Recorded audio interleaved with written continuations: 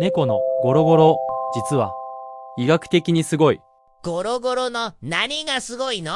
撫でられたら勝手に出る音じゃん。ほんと、バカだな。ね、実は医学的にすごいんだぞ。医学的ってなんだ？僕らの喉から出るゴロゴロって音は25から50Hz の低周波で骨が細胞を刺激して骨の再生を助けてるんだよ。骨が細胞？よくわかんないけど、撫でられたらゴロゴロ言っとけば骨が強くなるでいいんでしょ？甘えているようで自己治癒をしていることもあるから、怪我をしていないか注意してみてね。